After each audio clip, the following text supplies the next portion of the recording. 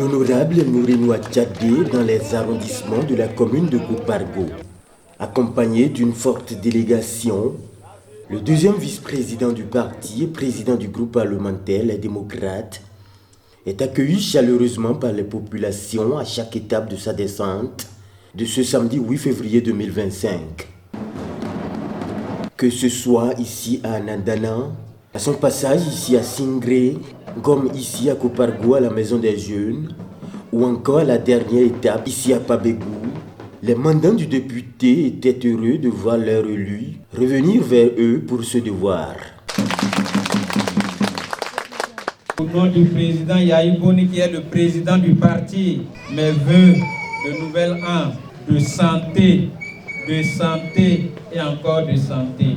Dans mes prérogatives, quand je travaille pour la nation, je dois venir dire comment je travaille à ceux-là qui m'ont élu, qui m'ont envoyé à l'Assemblée. Nous sommes que 28 députés à l'Assemblée nationale, sur les 109. Mais nous avons marqué notre présence à l'Assemblée nationale.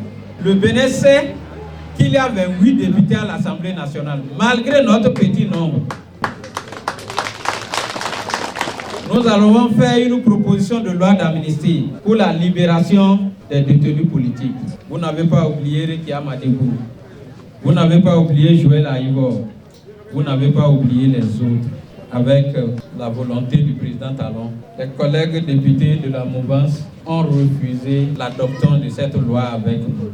Nous avons également trouvé des lois drôles qu'ils ont votées au moment de la 8e législature quand ils étaient seuls. La loi sur l'embauche, les jeunes ont parlé tout à l'heure de l'emploi. Une loi qui chosifie l'emploi, qui chosifie la personne humaine. Une loi dangereuse pour la femme parce que l'employeur peut vous renvoyer à tout moment. Même si c'est exagéré, ce qu'il peut vous payer, c'est maximum 9 mois de salaire. C'est l'employeur qui est puissant. C'est une loi pour l'employeur. Nous avons fait une proposition pour modifier ça. Le coordonnateur a parlé des jeunes qui ne peuvent plus parler aujourd'hui, qui sont en prison, la loi sur le numérique. C'est ça qu'ils ont créé pour fermer la bouche à nous tous. Ils envoient les jeunes en prison. Lorsque vous parlez sur les réseaux sociaux, ils captent ça, ils les envoient à la criette. Et aux Nations Unies, il y a un groupe de travail qui se réunit périodiquement. Cette loi et la loi que je viens de dire sur l'embauche a été épinglée à New York. On a dit à notre pays, ces deux lois-là ne sont pas bonnes. Il y en a plus, mais particulièrement les deux-là ne sont pas bonnes. Le Bénin a pris l'engagement à l'international que ces lois-là seront corrigées, mais il n'a jamais corrigé. On continue de mettre les gens en prison, malgré qu'ils ont dit aux Nations Unies que ça va être corrigé. Nous avons fait une proposition pour les aider, une proposition de modification de cette loi. Nous avons déposé. Et également, nous avons fait beaucoup d'interpellations, puisque c'est notre rôle, contrôler l'action du gouvernement. On a fait au moins 75 interpellations dans le groupe parlementaire des démocrates. À peine 15 ont été étudiées. Dernièrement, vous avez entendu que nos parents ont été tués le 8 janvier passé. Environ 30 à 35 militaires. Nous avons interpellé le gouvernement pour qu'il nous vienne nous dire quelles sont les dispositions que le gouvernement prend pour que ça n'arrive plus. Le gouvernement a fui, il n'est pas venu à l'Assemblée. Parce que nous, on estime que c'est la première fois qu'on a autant de morts. Même le 16 janvier, non, 77, on n'a pas eu autant de morts. On a observé le deuil dans notre pays. On a mis le drapeau en peine des jours durant. Au Bénin, aucune compassion gouvernementale.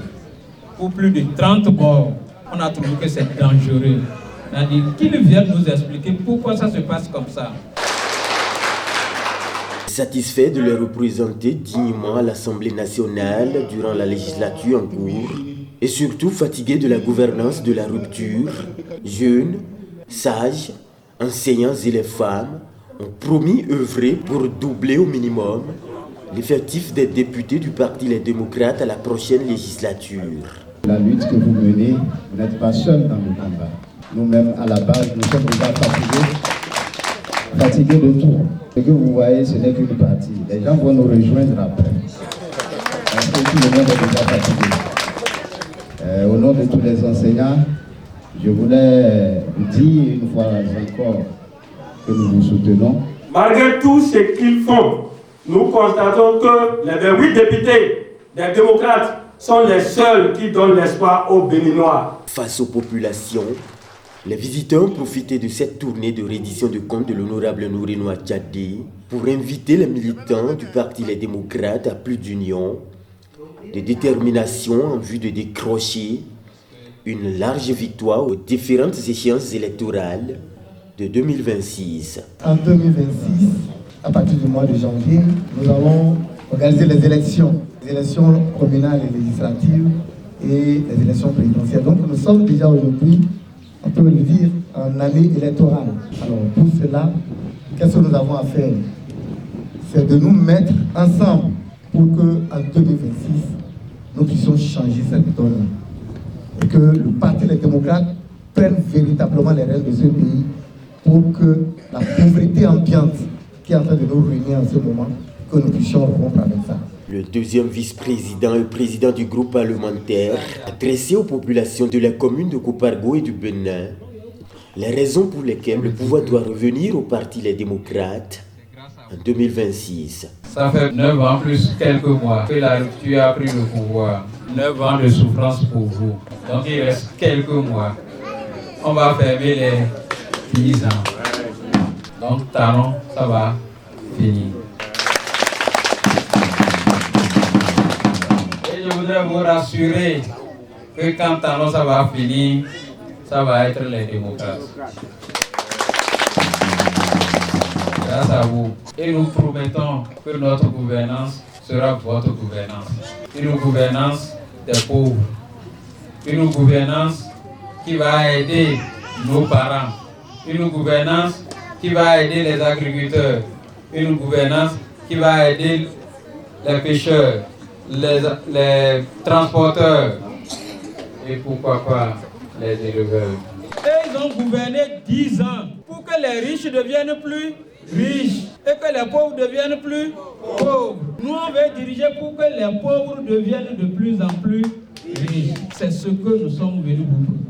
Chers parents, nous allons vers la terre promise.